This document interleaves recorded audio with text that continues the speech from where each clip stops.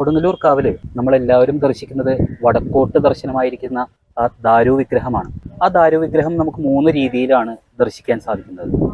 മേടമാസത്തിലെ കാർത്തിക നാളില് നടക്കുന്ന ചാന്താട്ടത്തിന് ശേഷം കർക്കിടക മാസത്തിന് തൊട്ട് മുമ്പ് വരെ യാതൊരു ആടയാഭരണങ്ങളുമില്ലാതെ, ഗോളക പോലുമില്ലാതെ, വെറും വിളക്കിന്റെ വെളിച്ചത്തിൽ മാത്രം ആ ദാരു വിഗ്രഹം നമുക്ക് കാണാൻ സാധിക്കും. പിന്നെ മറ്റെല്ലാ ദിവസങ്ങളിലും നമുക്ക് ദർശിക്കാൻ സാധിക്കുന്നത് വളരെ ലിമിറ്റഡ് ആയിട്ടുള്ള ആ ഒരു ആഭരണങ്ങൾ ധരിച്ചുകൊണ്ടാണ്. അതിൽ ഏറ്റവും പ്രധാനപ്പെട്ട ഒരു ദർശനം എന്ന് പറയുന്നത് സർവാഭരണ വിഭൂഷിതയായി ദേവിയെ ദർശിക്കുക എന്നുള്ളതാണ്. അതായത് മേടമാസത്തിലെ കാർത്തിക നാള് കഴിഞ്ഞു കഴിഞ്ഞാൽ ഇടവം മിഥുനം മാസങ്ങളിൽ അതുണ്ടാവില്ല. ബാക്കി എല്ലാ മലയാള മാസം 1-ാം തീയതിയും സർവാഭരണ വിഭൂഷിതയായി, അതായത് ഭഗവതിയുടെ എല്ലാ ആഭരണങ്ങളും അണിഞ്ഞുകൊണ്ട് നമുക്ക് ദർശിക്കാൻ സാധിക്കും. അപ്പൊ 2 മാസങ്ങൾക്ക് ശേഷം കർക്കിടകം 1-ന് സർവാഭരണ വിഭൂഷിതയായി നമുക്ക് ദേവിയെ ദർശിക്കാം.